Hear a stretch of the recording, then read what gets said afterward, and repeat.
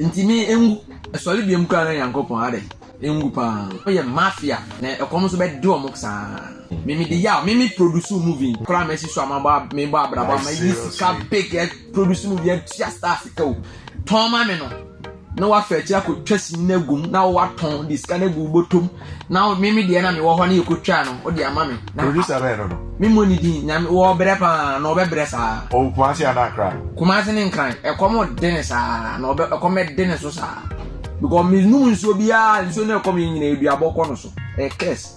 because me brain and so obefre Majid na Majid e de PA obefa PA or the PA obetwa ni PA flight obetwa ni manager flight e de na ba Kumasi big hotel no abeda. We are in for Kumawood. We are in to support Ghana film industry. And see, and some be a call, ne a fa movie one some day. Only say polynomial TV there. Ha, and I'll be near some no ye. What you say? And some be a coso, a Frank Naro, a actor, cum producer, cum director, cum musician. Or then some be a cotuja or Kingdom FM. And after so releasing name, I like it. I on him who is saying, what's in the saying? What you say? And now other ensem bi akoto say Kumawood industry ni de ono de ne mpai ba obo nyina ne se de agu no and I say de ekeka ko no nke embu kura na ne ekom and the movie producers ni bi because ebi mo abro papa why champion wa okapo akasa wakasa ofambo akasa Frank akasa what you say usisu na obobra na enkofo bi o madwen say ye de try my brave now this kind of be go on money afa chira ko yibie dia na say afa chira ko this kana ya what you say akoye say what ya bruchi na obobra na this ka ba si na obeba na ye see 2 bedrooms say bia na budget ade ba ye bia be 4 na 5 bedrooms and now 4 what you say modern house na oba na ye see dan bia ma ya okra bia to da bra o first movie I produce here no dream girl na me wo hobby minim de course movie play number abontin na amanfo obisa ni eni kapre but still na mutwa movie no asada kese ngoma na Samuel ma me na president na papa Kumasi boys Dr. Likey Akabeneza that time Fumia Kobe Starboy Kobe Lottie what you say aba na aba so achebru asu chire wom I think say Kumawood obi a chire odo. Yes. Dey my friend bi a chire odo. Yes. Ebe ye adwuma no. What you say? Na movie ni mpunyamba. Na mo university. What you say? Dey medi no. Say movie no nyamba ye no. Na amanfo bisa movie no. Okay. Because omo say young boy a wo ba na wo dey energy sa ura movie nim. Yeah. Na movie no story no na ye. Enye the usual one. What you say? Enye beye die no. Na o pick from different angle. Intina amanfo bisa movie no. What you say? Amanfo bisa. Oko story na amanfo bisa. Na afi movie ne ba abontin na movie aye micro ye bisa no. Na the movie no abre ankofo bia na ankofo na boreten na. How? See. Oh, Abasa, how do you feel? Oh, me they say life goes on. But how do you feel, man? And I say life goes on. Forget and then I'm asking you. Make sure say listen. Some marketer na another some producer. Only say mo ho ti me test me say open promotion. Exactly. Into life on there kwa me there me policy ne say the obeshia no form no for any day man because you drew sure e bia no what you say into me e basa me na am fe na me no be gidi into no no but Frank there what you say ade na unya ye no ehye no say bia na me dwetire nyina no de koy invest ade no what you say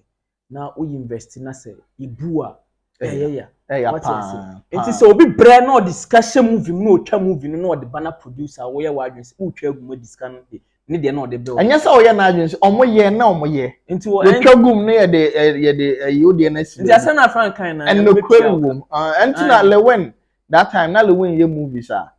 ota emeki comment we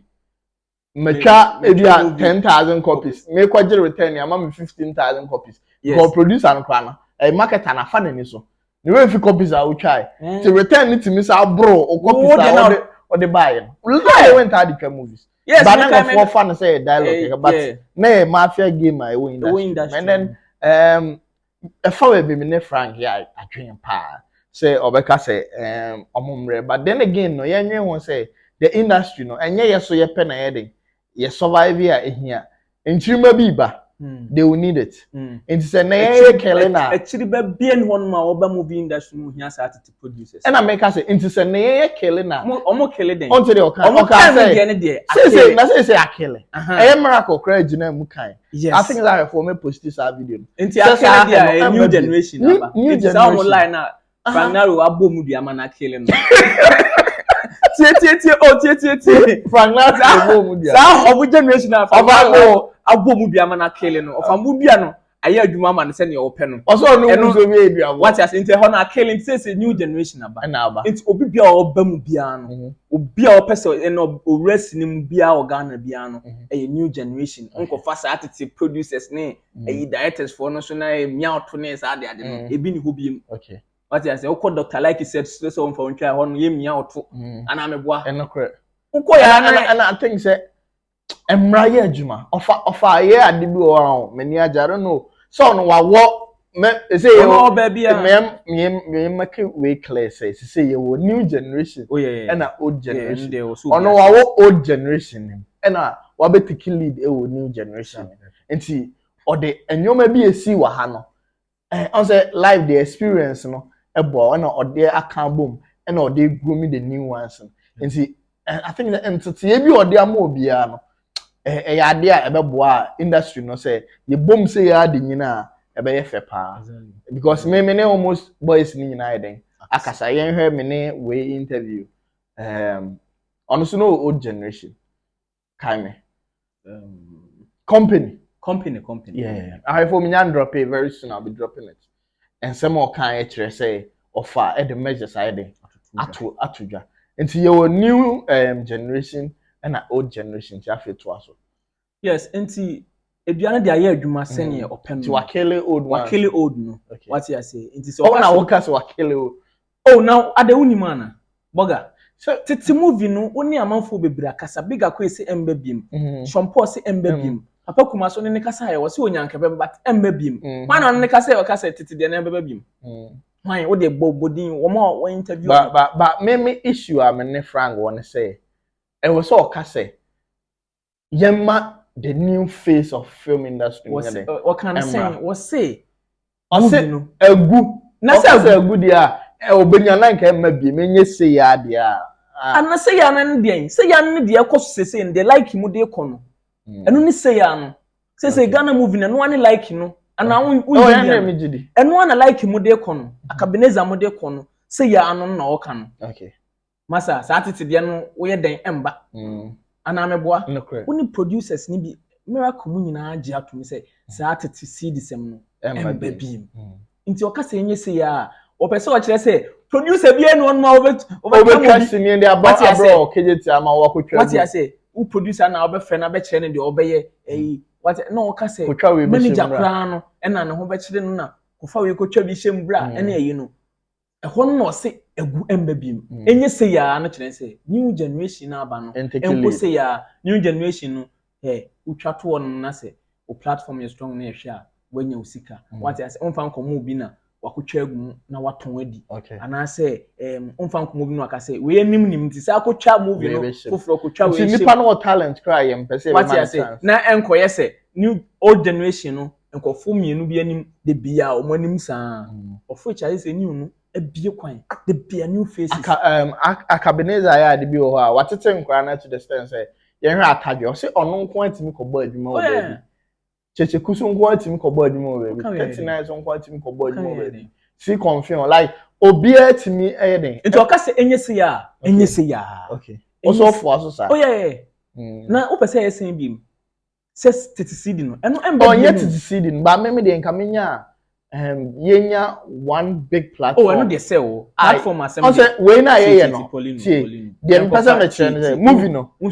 you mu types you series you featured movies you short films what you say you man say the you YouTube no basically no more na a series and short films but featured movies no ye nyen to say the na first that one dey fact featured movie I can ho asem mpanyinfo mu be di enimu ayesa de no mo na Frank Naro abomu dua no nti omo ntumi ndi enimu nti ayi sɛ yɛn ayɛ fa eti baton sɛ mo a na mo sɛ yɛ ade na wɔka no mo yɛ bibi fa ho okay what you say sɛ mo ka sɛ mpanyinfo na omo di movie na I think that some dark was omo try bia emfa cause we nim say we na deba edua na Frank Naro boy no omo ko meeting kra na omo wo de over what you say enti ase ne nya adwuma sa cause edua bi yɛ adwuma ɔsɛ ɔno mu so bia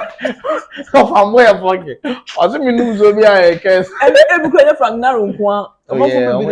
bi de yaw what you say I can say what you say oh say e woni shompo kasa o kan bi say na producer bi a o mafia no dey o so odi mate oboni din I think oboni din gra amoni din but say na producer bi e trotro odi mate so that time no na ne guy o ko hwehwe no kra na unya no what you say nti e bi a ya wo amanfo mu a ni nyina weke nti this generation no say mo pe bibi say mo pe say mo de one platform bi ba e wo say mo a mo ye okay okay and I think saying yeah many I say the new generation yes yeah be come meeting yes because tete me ka say me say mpanyfo na wo say hard man how many times na what now platform ya can say asem a lot I think stars akese kuku dan bi nso asia wa can say asem na chew mo but still na obian take that said they make but say he investor nti pacho wa hwem bia audience obetimi support na the contact he have 50 billion and I'm about 50 billion you betimi aye LB or America LB Entertainment what you say so no confessor sign you so LB better sign confessor sign me but oh yeah yam fan okay eh kwaku buate asem na okay me say see you na me say confessor sign sir confessor sign wa okay e ko na platform ni label no so okay and okay dandru an there's a asem no I can say we and some Frank Naro already at you I mean yeah but yes you be born so the new generation and I said the new face mamen ka asem we platform we ya de bi o ha am fair ohia ni ba TV the series are ocha onye new generation in there new generation but we trying to come on nice uko share no nya the angles the color corrections ne are you and answer I think so yeah the ne pate ne I think the chechekum no de omo twa ade no eno kwa classic work na waya to on a obi obehwe bia energy ho what you say if say nye twi anase eyi na omo de kana sanka ye brofo a anka the way we twa standard okay but still a standard so standard BBM standard na make am but make us say so subtitle nka ho what you say I think so you ana okay honey the margin but it's wonya nka ho course eyi na wo twa na de classic all right and we so na ekoso the Kumawood industry ni ma Frank Naro the abetutwa I was say ohima hu ne saying I like it what you say I like it who I like it and on this note ni Rebecca Chef Frank Naro say yesre no edua de obo a wotumi de nchirima daase edua na wabɔ na wode agu Kumawood no yesre okole kodane dade na a new generation you yempe de bia okay catch hwem na catch aye adwuma wi nti catch Frank Naro of almost men ganjiro say edua de say na aye adwuma enti dane na new generation may affect you what you say na omo because old generation no ebi more fast forward new generation nti wo ko a transfer aba okay nti yesre no onda ne dua no okay nti Frank you say dane nti afi de onum ensu ana dane nshira acha so onum nsu na be dane nshira de a sanso na ho edodo a uhia ba bia wo kwa ho beto yi what you say e be hwew amo say ye hweme ya tie ni ma kire me doctor na me kasa empo no me hu se me how bia metimi kire mu e kire doctor e wo bra menwe hu mienu a emfo ni enkire ba bia akoma specialist hospital e ho e na wo se wo de wani e kire e wo atwema boko what you say onya duru ho na obi say akoma specialist a obia e be kire from e bia wo kon o ba na bia o de ayɛ ɔntanta kakra frɛ doctor ɛwɔ 0249728410 ɔfrɛ doctor ɔbɛma location no anaasɛ deɛ ɛhaw bia no wobɛtumi akyerɛ mu wɔ phone so koraa akyerɛ no ansa na wama wo direction ama wabɛduru hɔ saa nso na ɔfa motos nso ɔpɛka papa atɔn phone nkyerɛ baabiara Christian Village ɛhɔ a na ɛwɔ sɛ woba direct opposite Shell filling station ɔfrɛ ɔfa ma ɛwɔ 0243220875 ɔfa ma wo car atɔ wacha sɛ because car de necessity saa nso na the ribbon nso sɛ woyɛ party anaasɛ any event bi anaasɛ wohia decoration anaasɛ wig ahyɛ wo ti sɛ woyɛ ɔbaa deɛ a frɛ the ribbon ɛwɔ 0546925622 saa nso na H0t clothing nso sɛ wopata papa ahyɛ de akɔ party anaasɛ any event bi ana frɛ ɔmo ɛwɔ 0242926493 sɛ wowɔ country biara so a yɛbɛpam de abrɛ kamakama wa yɛkɔ champion yɛkɔ yɛkɔ deɛ a wayɛ media ɛwɔ YouTube ya obi anko subscribe sharp ɛhɔ nso yɛbɔ stories ni bi ego ate ase mbɛhu deɛ ɛkɔ hu deɛ ɛkɔ no ɛhɔ no yɛbɔ adwene nso ni bi wɔ hɔ ate ase na obi anko so ate ase okay all right saa nso na J media so ɛwɔ YouTube a no so subscribe na ɛbɛyɛ part of the family wate ase Paulino_com ɛwɔ Instagram follow yakram